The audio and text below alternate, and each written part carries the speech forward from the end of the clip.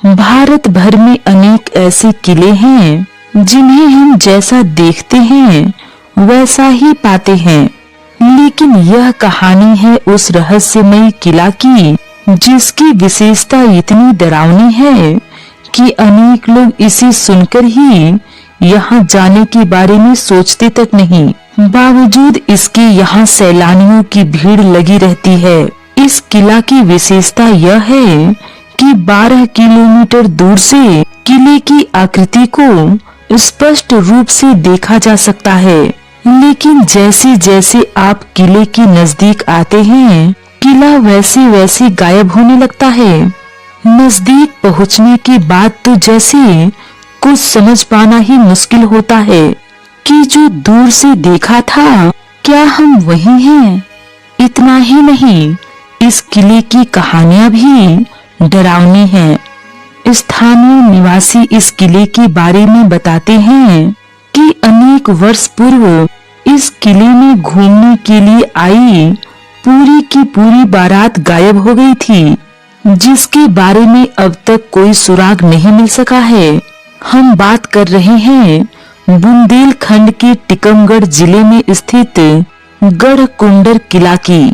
यह किला मध्य भारत में मध्य भारत राज्य के उत्तर में स्थित एक छोटी सी गांव में ऊंची पहाड़ी पर स्थित है।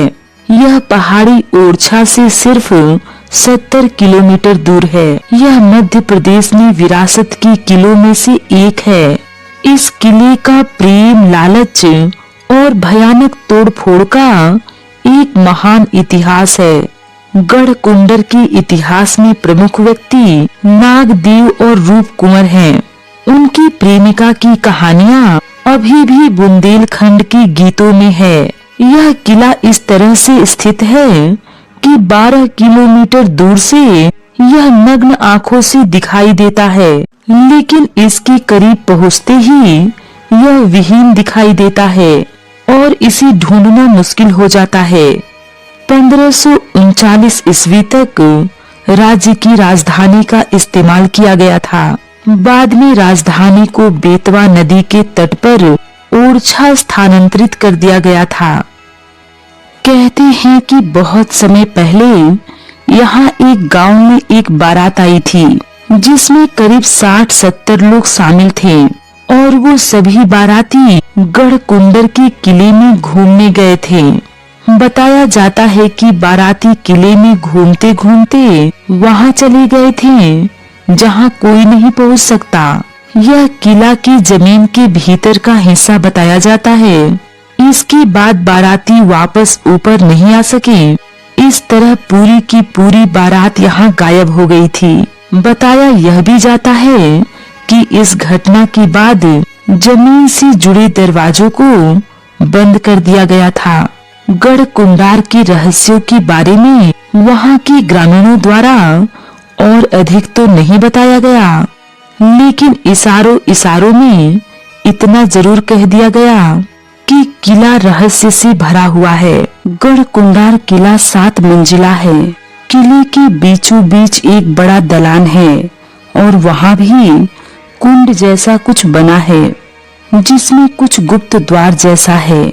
शायद पानी संग्रह करने के उद्देश्य से बना हो। एक बड़ा हवन कुंड जैसा भी कुछ नजर आता है। नीचे चारों तरफ छोटे छोटे कमरे बने हैं जिन्हें कोटर कहा गया है, जिनकी छतों में छिद्र बने हैं जिनमें से छन छन कर सूरज का प्रकाश आता रहता है। बताया गया है कि यहाँ सैकड़ों तल घर भी बने हैं। कुछ छोटे छोटे कमरों में तो छोटी छोटी सीढ़ियां भी दिखाई देती हैं। ऐसे निर्माण का मकसद समझ में नहीं आता। यहाँ आकर ऐसा लगता है मानो किसी भूल भुलैया में आ गए हैं। ऊपर से सन्नाटा। ऊपरी मंजिलों में जाकर देखने पर पता चलता है कि ऊपर का निर्माण ईंटों का है और कई चरणों में पूरा किया गया है। गढ़ चारों तरफ से परकोटे से घिरा है, परंतु जगह जगह अब खंडहर में तब्दील हो चुका है। ऊपर चारों तरफ कोनों पर मीनारों का अस्तित्व अभी भी शेष है। बाहर से किला चारों तरफ एक जैसा ही दिखता है। इस किले का इतिहास भी अबूझ पहेली जैसा है। कहते हैं कि यहाँ चंदेलों का पहले से ही एक किला था जिसे जीनागढ़ के नाम से जाना जाता था। खंगार वंशीय खेत सिंह बनारस से 1180 के लगभग बुंदेलखंड आया और जीनागढ़ पर कब्जा कर लिया। उसने एक नए राज्य की स्थापना की। उसी के पोते ने किले का नव निर्माण कराया और गढ़ कुंडार नाम रखा। कहते हैं कि खंगार राजवंश के ही अंतिम राजा मान सिंह की एक सुंदर कन्या थी जिसका नाम केसर दे था। उसकी सुंदरता की ख्याति दिल्ली तक पहुंची। तब दिल्ली की सुल्तान मोहम्मद तुगलक ने राजा मान सिंह की उस कन्या से विवाह का प्रस्ताव भेजा, परंतु यह मान्य नहीं था। अतः सन 1347 में मोहम्मद तुगलक की सेना ने गढ़ कुंडार पर आक्रमण कर किले को अपने कब्जे में ले लिया। तब किले में स्थित केसर दे और अन्य महिलाओं ने अपनी अस्मिता को बनाए रखने के लिए किले के अंदर बने कुएं में कूदकर अपनी जान दे दी थी। केसर दे की जौहर की गाथा लोक गीतों में भी पाई जाती है। मोहम्मद तुगलक ने किले और विजित भूभाग को बुंदेलों को सौंप दिया। सन 1531 में राजा रुद्र प्रताप ने बुंदेलों की राजधानी गढ़ कुंडार से ओरछा स्थानांतरित कर दी थी। बुंदेला शासक वीर सिंह जोदेव ने गढ़ कुंडार की मरम्मत भी करवाई। एक बुंदेली कवि अशोक सूर्यदेव ने गढ़ कुंडार की प्रतिष्ठा में लिखा है कि ओ गौरव के महामहल तुम किस कारण बदनाम हुए, इतिहास के पन्नों में भी किस कारण गुमनाम हुए। मैंने ढूंढा इतिहासों में, मुझे न तेरा नाम मिला, और देखकर लगता तुझको मुझको मेरा धाम मिला। भूल भुलैया और अंधेरा रहने के कारण गढ़ कुंडार किला दिन में भी डरावना लगता है। गढ़ कुंडार किले में 150 फीट की ऊंचाई है और 400 फीट की चौड़ाई। किले में प्रवेश द्वार है जिसकी ऊंचाई 20 फीट है। एक प्रसिद्ध किताब अकबरनामा में बताया गया है कि गढ़ कुंडार किला 1 हेक्टेयर क्षेत्र में फैला हुआ है।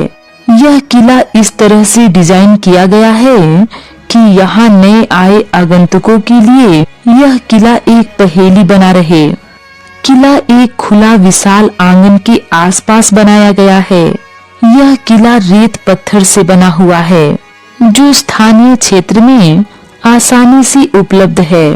किला इस तरह से डिजाइन किया गया है कि अंदर के कमरे से आसानी से बाहरी लोगों को देख सकें, लेकिन बाहरी व्यक्ति किले के अंदरूनी हिस्से को नहीं देख सकते। गढ़ कुंडर किले में कुछ चट्टानों और खंभों पर शिलालेख पाए जाते हैं। गढ़ कुंडर किले में प्रवेश करने पर बाईं तरफ एक छोटा सैनिक बैरक है और बहुमंजिला किला परिसर है। इस किले की प्रत्येक मंजिल के निर्माण में प्रकाश, प्रकृति, जल आपूर्ति, घास का भंडारण, शौचालय आदि के लिए विशेष ध्यान दिया गया है। लेकिन गढ़ कुंडर किला देख रेख के अभाव में दिन प्रतिदिन खंडहर में बदलता जा रहा है। धन के लालच में लोगों ने इसमें जगह जगह खुदाई कर दी है, लेकिन इसकी पहचान पर अब तक कोई फर्क नहीं पड़ा है। गढ़ कुंडार का किला अब भी अपनी पहचान देश में बनाए हुए है। जैसा कि सभी ने इतिहास में पढ़ा है, वही शान आज भी इसकी है। गढ़ कुंडर किला चंडला, बुंदेला और खंगर जैसे बुंदेलखंड शासकों के अधीन रहा। यह किला प्रकाश में तब आया जब 1180 में राजा पृथ्वीराज चौहान की प्रमुख खेत सिंह खंगार ने अपनी राजधानी यहाँ बनाने की योजना बनाई। किले के उत्तर पश्चिम में बेतवा नदी 3 मील की दूरी पर बहती है।